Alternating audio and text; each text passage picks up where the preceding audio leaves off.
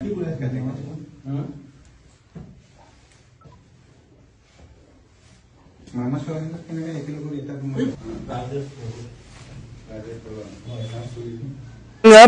सासे मानसिखौ आं सिनायबाय बिनि मुङा जाबाय गेरेमसा मुसाहारि गावखौ खुदों जोंनाव पुटिस दङ पुटिसा माने जों होनांगौबा जों होगोन रुमाव बिथाङा रुमाव लानानै सिख्लाजों उन्दुनाय पुटिस गासिबो दङ आरो बिथाङा भिडिअ नेकेड भिडिअ खालायगोन दिनै होनना बुंदो नोङो रांखौ होगोन ना होआ बुं दानो नोंनि वेल विशारफोरनिफ्राय परियालनिफ्राय रांखौ ट्रान्सफार खालामनानै जोंनो हो नोंनो स्केनार होगोन होनना बुंबाय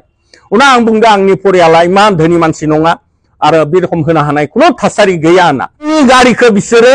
जेराव माबानानै बे आंनि गारियाव बिसोरो आंखौ टर्चार खालायनाय समाव सीटफोरखौ गोलाव खालायना सब उरुनानै गारिनि अबस्थाखौनो माबा खालामना दोनदो बै हाग्रायावनो दोङोमोन ओमफ्राय जोङो उरुना ओमफ्राय एसे गारिखौ गारना गालांदो बेनिफ्राय बिसोर गंनै गारि दोङो खमसे खम 8-9 जनसो दोङोमोन बिसोरो मोनदो आरो बेयाव गारना गालांदो नालाय मोनदो बे रुमखौथ' आं मिथिला मोनसे मोजां बिसोरनिनो सोरबा रेसिडेन्ट जानो हायो टाउनथ' बे रखम जेबो गैया बै एसे लाइट साइट नुदो दा बेखौ आं मिथिया आंबो माने खुनु सेन्स गैयामोन खिन्थु मोनसे मोजां रुम मोजां थासारिनि रुम दा सोरनि रुम आंखौ मिथिया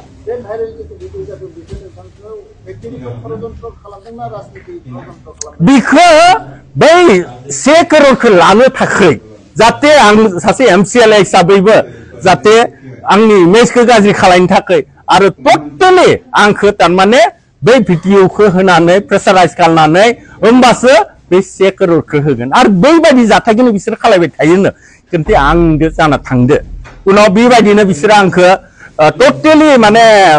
हरो मबा 10 दिननि उनाव हरो रांखौ हर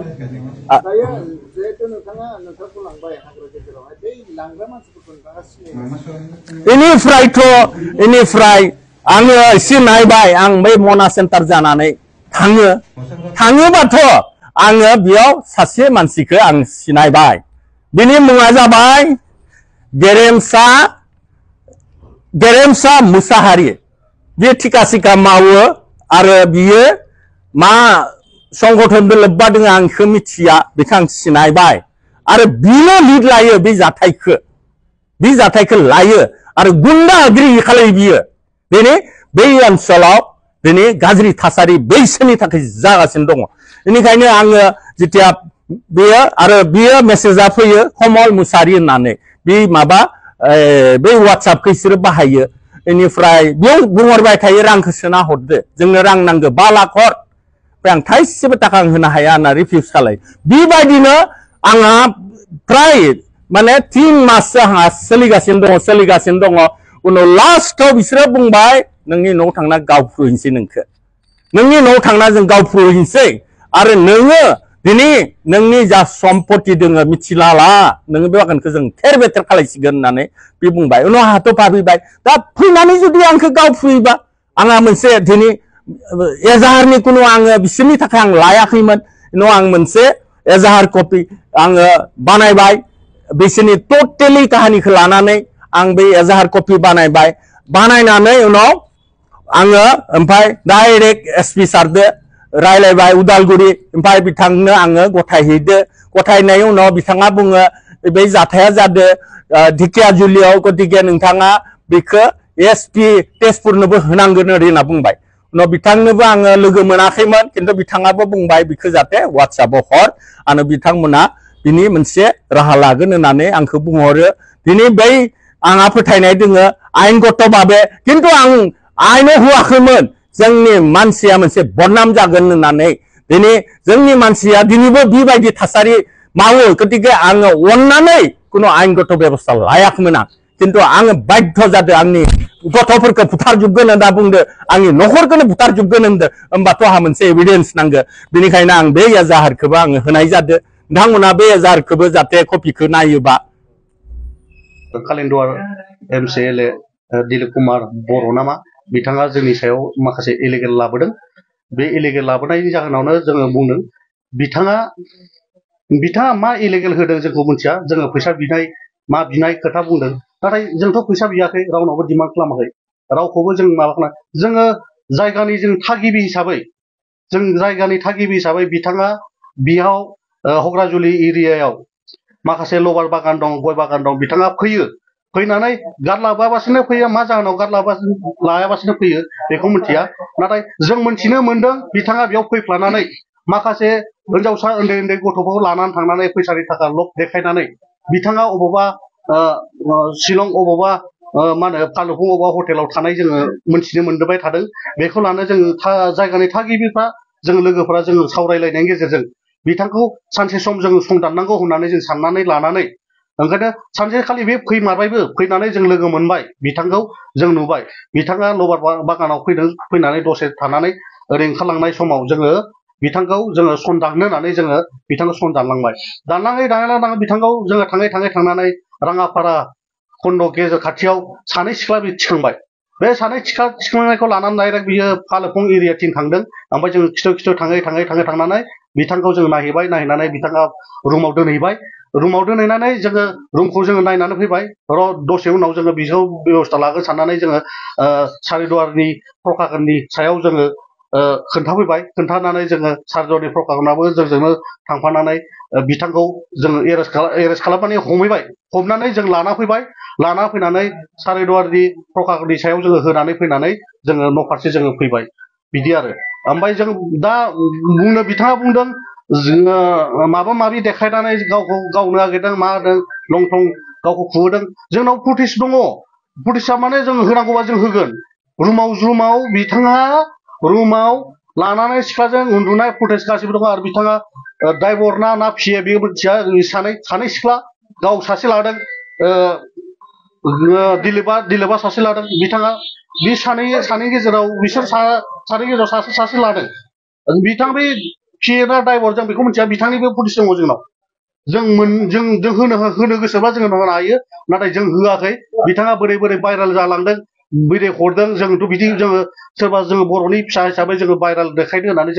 जों खोन्थायाखै जों होआखैमोन गाव सोरजों भाइरेल होजाखो जों बेखौ मिथिया जोङो प्रकाशननि सायाव जों होबोबाय जोङो न' फारसे जों आवगायबोबाय बिनि उनाव जों खबर लायासै बिथाङा बुंदों जे बाटासपुरनिफ्राय बिथांखौ दैखांनाय जादों होननानै दा बे नंगौना नङा बेथ' नङा जोङो बिथाङा बाटासियाव फैदों जोङो नुदों जोङो बेखौ लामा ससेयावसो नुदों जों बै मा होनो गग्राखरथायावसो जों नुदों जेथिया जोङो टाउनाव दंमोन होमबा बिथांखौ जों नुनाय लोगो बिथांखौ जोङो फिसा खालामबाय बिथाङा नंमारगौ नामा बिदि सिख्ला लाना थांमारो नामा नायनि जोङो दिनै सानसे बेखौ एसे फिसा खालामनि होननानै जोङो फिसा खालामना दंनायाव जोङो बै राङापारानि बे खाथियाव माने जों बिथांमोनखौ सिख्ला थिखांनाय नुनाय लोगो जों बिसोरखौ जोङो फिसा खालामनानै थांनाय जादों आरो फालुफुंसिम ओमफ्राय जों हमनानै जोङो प्रकाशननि सायाव जों गथायनानै जों फैदों बिथाङा रां दाबिनायनि बाथ्रा बुंदों बेथ' जोंथ' रावनावबो जों रां दाबियाखै रां दाबिनांगौ गोनां गैयानो आरो जों बिथाङा गाज्रि खामानि मावनाय हिसाबै जोंहा राइट दङ हमनो मानो होनबा दिनै बिथां बायदियानो सासे उन्दै हिनजावसाफोरखौ लानानै जिनाहारि खालामनो सानोबा माबा मोनसे नामआव गाज्रि खामानि मावबाय थायोब्ला गुबुनखौ बोरै फोसाबनो बेखौ लानानै जोङो बिथांखौ जों हमनाय जादों थिग लानानै जों हमनाय जादों आरो बिथाङा मोनसे बेबायदि फोरमानजों लोगोसे बेबायदि फोरमायगासिनो दं जे नोंथांमोनहा बिथांनिफ्राय बेबायदि फैसा डिमान्ड खालामदों दायो बेसेबां सैथो आदसा डिमान्ड खालामनायाथ' नङा बेयो मानो होनबा जों प्रकाशननि मानसियानो दंखायो मानो होनबा बिथाङा जों प्रकाशननिया जोंजोंनो लोगोआव दंखायो दै बिथाङा जोंनो 3 लाख थाखा फैसा होदों बे सैथो नाथाय बे हिनजावसाफोरनि लाइफनि थाखाय जोङो बिनानै लाखिदों बिथांनिफ्राय 3 लाख थाखा मानो होनब्ला बिथांमोननाव केस फैसा गैया बिथांमोना आंनाव गुगल पेआवसो फैसा दं होननानै बिथांमोना जोंनाव कियर कार्ड बिदों जोंथ' जाम्बा नङा जों गाज्रि मावोब्लाथ' जोंनि कियर कार्ड जों होआ ना मानो होनब्ला जों कियर कार्डखौ जोंनि लोगोनिफ्रायनो होनानै बिथांमोननि हिनजावसाफोरनि थाखाय फैसाखौ जों 3 लाख थाखा फैसा जोङो बिथाङा होलांनायखाय जों लाखिदों बेनो आरो नाथाय जोङो गाज्रि खामानि जों मावाखै मानो होनबा जों फैसाबो बियाखै फैसाबो डिमान्ड खालामाखै बिथांनाव जों फैसाबो जेबो माबा खालामाखै नाथाय मोनसेल' खोथा बियो फैसाखौ होलांदों कियर कार्डआव थिगानो हिनजावफोरनि लाइफनि थाखाय गावसोरो गाज्रि खामानि मावनायनि फिथाइखौसो हिनजावसाफोरनो थाखाय बे 3 लाख थाखाखौ होलांदों बे रांखौ जोङो हिनजावसाफोरनो जों हरजोब्बाय नाथाय हिनजावसाफोरनिफ्राय प्रुफ नांगौबा हिनजावसाफोरखौबो जोङो लाबोनानै बे फैसा प्रुफखौ जों देखायनो हायो बेनो आरो जे बिथाङा बुंबावदों नोंथांमोना बिथांनाव थानाय 10 लाख फैसाखौ नोंथांमोना सेख'ना लादों होननानै दा बेनि उनाव बेथ' एथ' नंखाया मानो होनबा बिथांनाव फैसा जों दंना गैया जों चेकबो खालामाखै चेकआपबो खालामाखै बिथांनाव जोङो फैसा 3 लाख थाखाखौ जोंनो होदों मादों बा जों बिथांनिफ्राय सेख'ना लादों होननानै इलिगेल बे खोथाखौ बुंदों बिथाङा नाथाय जोङो सोरनो होदों बिथाङा प्रुफ देखायदों जोंनो नाथाय जोंनो बियो केस फैसा जोंनो थाइसेबो होआखै बिथाङा जों जि बुंदों अनलाइनाव जि होदों बेनो जोंना बेनिफ्राय बिथाङा जोंनो थाइसेबो थाखा होआखै जोंनावथ' बिदि गावग्रा गैया गावग्रा दङ माने जोंजोंनो फकागोना दंखायो फकागोनाव दङ फकागोनाथ' बे सासे फकागोनाथ' गावनि गावग्राखौथ' लाखागोन नङा होमबा बिथाङा लादों नाथाय बिथांखौ गोदोनायाव थुदों खुगायाव थुदों बे एखे नंखाया नंथ्रागारा आरो बिथाङा जोंखौ मानो इलिगेल बिदि फानसावबाय थादों जोंथ' बिदिखौ आरो जुदि बिथांखौ जोङो प्रुफआ नांथारगौब्ला बिथांनि अल प्रुफखौ नांजोबोबा जोङो रुमाव थानाय माने गासै जों भिडिअ फुटेजखौ जों होनो दंबावो जों हाबावो दा नाथाय जोङो बिदिखौ जों सानाखै बिथाङा जोंनि सायाव जि एलिगेसन लाबोदों बिथाङा जोंनि बे माखासे दाय जाबसिननायफोरखौ बिथाङा बोखांना लानांगौ इमिडियेटलि जों बेखौ जों सानो बिथांनि थाखाय जोङो बिथांखौ जों गुरैयै जों जमा जोङो जायगानि थागिबि हिसाबै जों बिथांखौ खावलायो